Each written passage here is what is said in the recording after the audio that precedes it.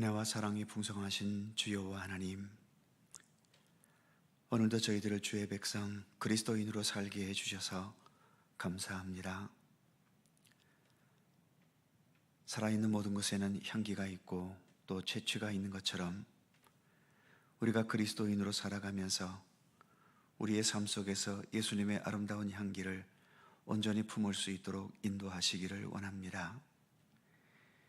인간의 악취로 가득 차 있는 이 세상 속에서 우리 그리스도인들로 하여금 더 세상을 아름답게 하고 선하게 하고 또 주님 보시기에 더 기뻐하실 수 있는 그러한 삶의 모습을 날마다 더 새롭게 지녀갈 수 있도록 오늘도 우리의 삶 가운데 동행해 주시고 역사해 주시기를 원하고 기도합니다.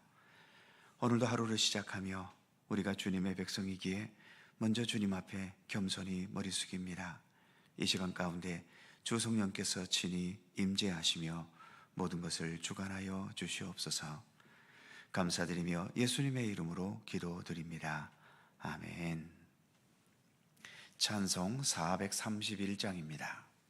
431장.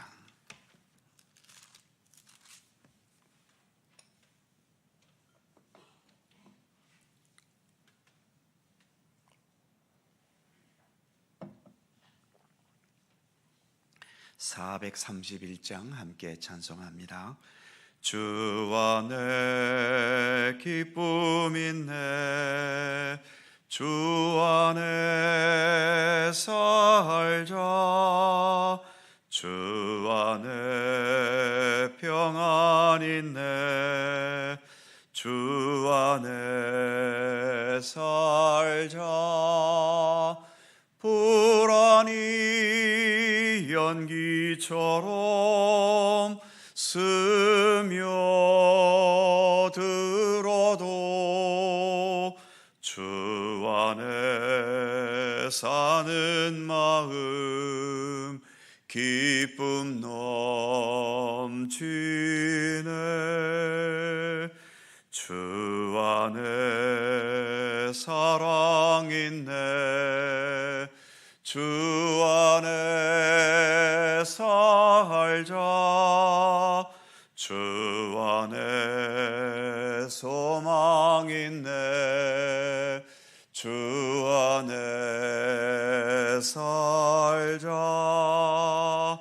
검푸른 성남파도 밀어 덮쳐도 주 안에 사는 마음 평안 넘치네. 주 안에 영생 있네, 주 안에 살자, 주 안에 천국 있네, 주 안에 살자. 불길이 지옥처럼 솟아올라도 주 안에 사는 마음 생명 넘치네.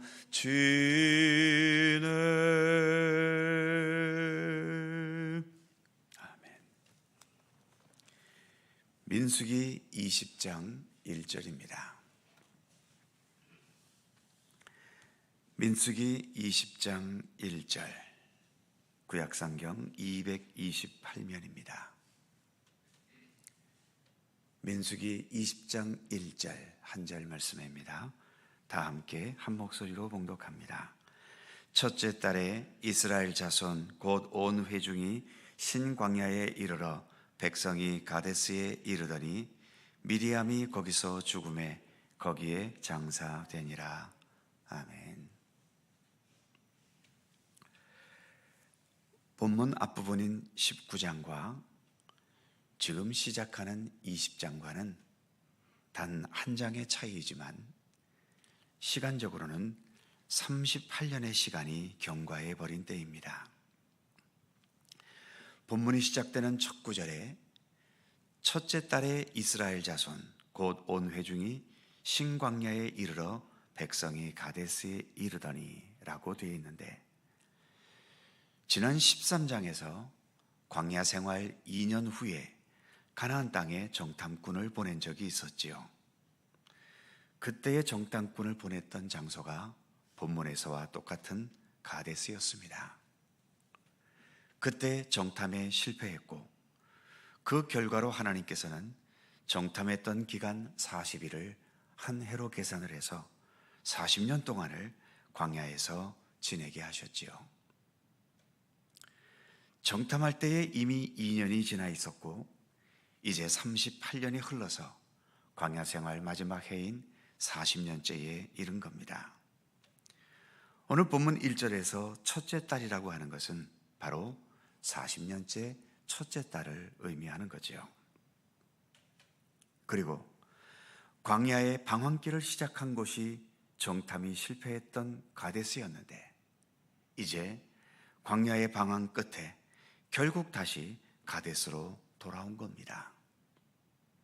그리고 그 38년 동안 광야에서 무슨 일이 있었는지 민수기에서는 말하고 있지 않지요. 당연히 수많은 사건들이 그 안에도 있었겠지만 날마다 똑같은 반복이어서 더 말할 필요가 없었던지, 특별하게 소개할 만한 가치가 있는 역사가 없어서인지, 어쨌든 민수기에서는 그 38년의 세월에 대해 침묵하고 있습니다. 다시 가데스로 돌아왔다는 것은 그 무수한 세월이 흘렀어도 방황을 처음 시작할 때와 별 다를 바 없었다는 의미도 있을 겁니다. 실제로 본문 다음에 펼쳐지는 물 때문에 불평하는 모습이 또 나오는 것을 보면 이렇게 38년이라는 세월이 지났어도 백성들은 전혀 변화된 것이 없다는 것을 말해주고 있는 거죠.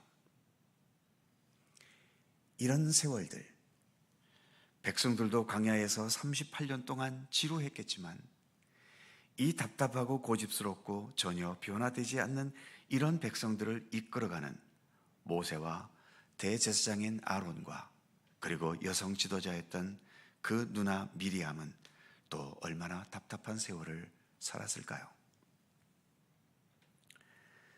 저 역시 얼마 되지 않은 목회자로 살아오면서 몇 개의 교회를 거쳐왔습니다만 오랜 세월을 심우했어도 금방 지나간 것처럼 변화와 성숙함이 있었던 교회가 있는가 하면 아무런 변화와 성숙함이 보이지 않아서 답답하고 마음이 무거웠던 교회도 있었습니다. 여러 성도님들의 삶은 어떻습니까? 내가 살아온 삶의 세월만큼 성숙함의 무게가 느껴지고 소중한 의미와 가치가 담겨진 삶을 살아오셨습니까? 아니면 처음이나 지금이나 별 다를 바 없는 지루하고 답답한 삶을 살아오셨습니까? 이제 오늘 본문에서 모세의 누나였던 미리암이 죽었다고 말합니다. 이스라엘 백성들을 이끌어왔던 모세의 가족들이 이제 때가 되어서 하나씩 하나씩 세상을 떠나기 시작하는 거지요. 조금 있으면 모세의 형 아론이 죽는 일이 나오고, 조금 더 있으면 이제 모세도 약속의 땅 가나안 땅에 들어가지 못하고 누보산에서 죽는 얘기가 신명기 마지막 부분에서 나옵니다. 비슷한 연령대의 출애굽 1세대들도 다 그렇게 죽어가기 시작했겠지요.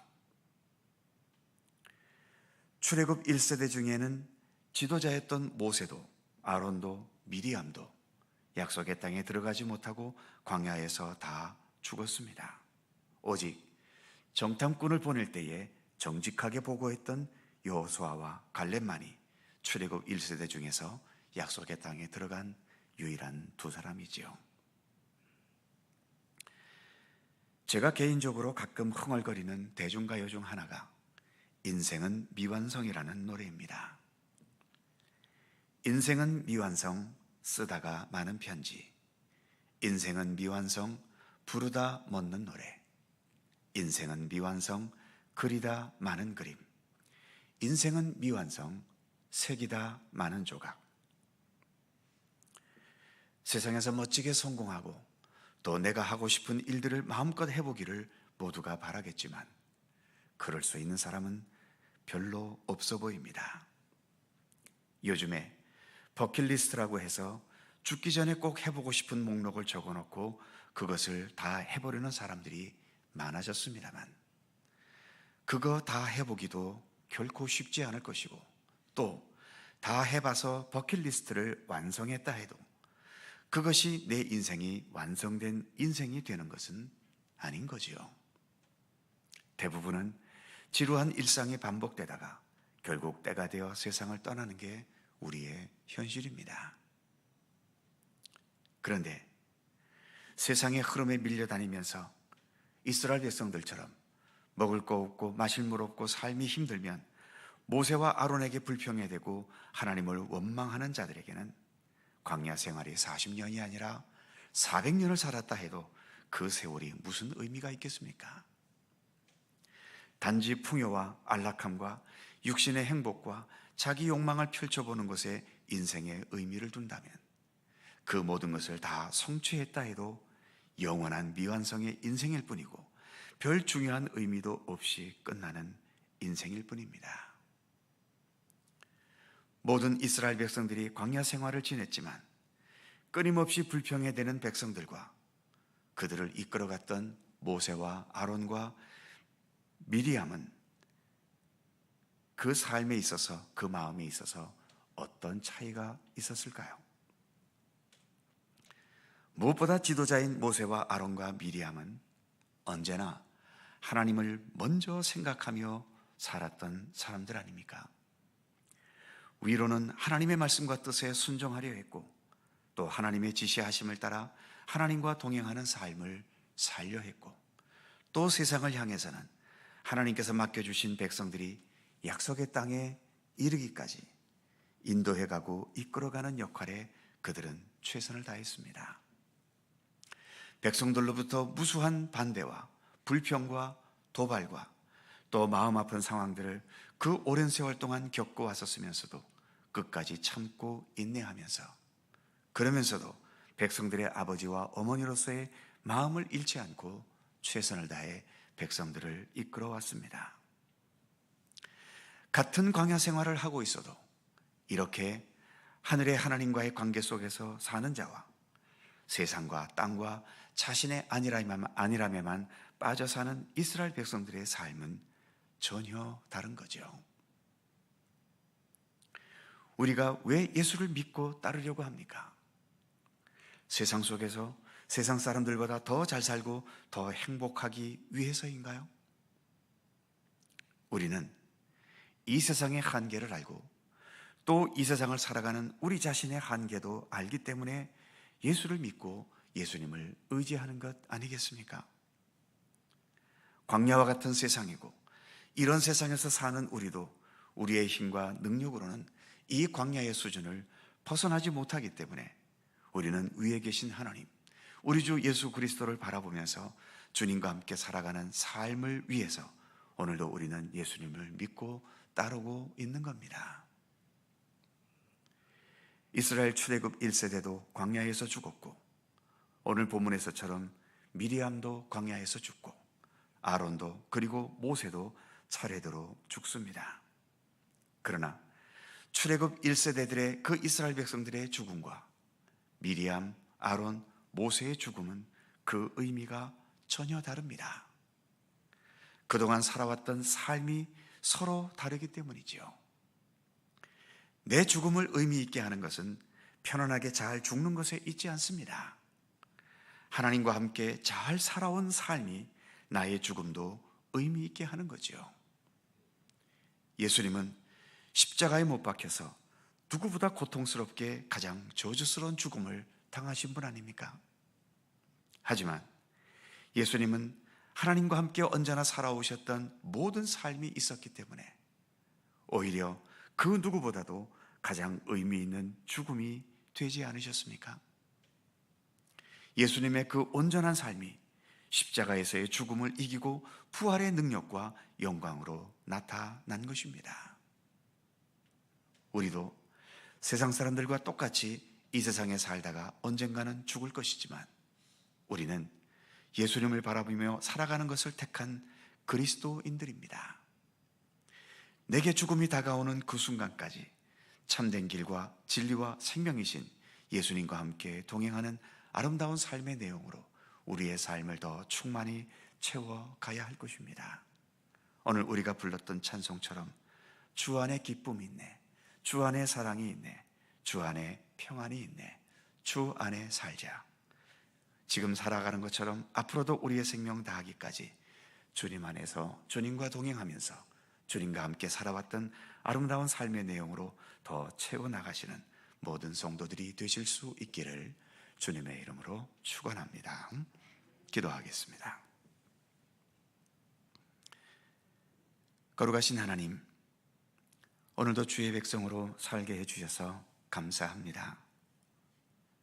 마음으로야 남들보다 더 부자가 됐으면 좋겠고, 남들보다 더 건강했으면 좋겠고, 남들보다 더 높은 위치에서 살았으면 좋겠지만, 그러나 주님, 나의 생명을 의미 있게 하는 것은 그런 육신적인 조건이 아님을 더 깊이 깨닫게 해 주시옵소서.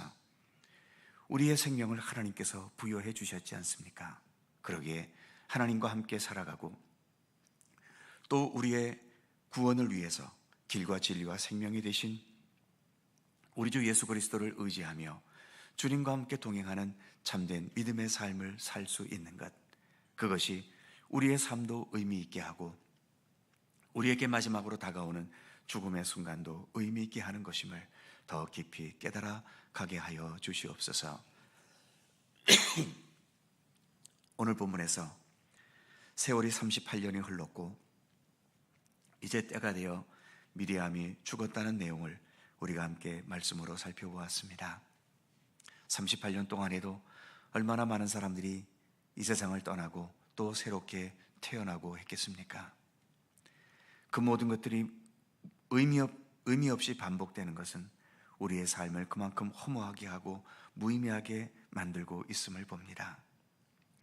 미리암이 죽었지만 그래도 미리암은 하나님과 함께 동행했고, 무엇보다 모세가 태어났을 때 죽을 수밖에 없었던 환경 속에서 그를 살리게 했던 최고의 공헌자 아니겠습니까? 어찌 보면 모세가 존재할 수 있었던 것에는 미리암의 헌신이 있었음을 우리는 기억하고 있습니다.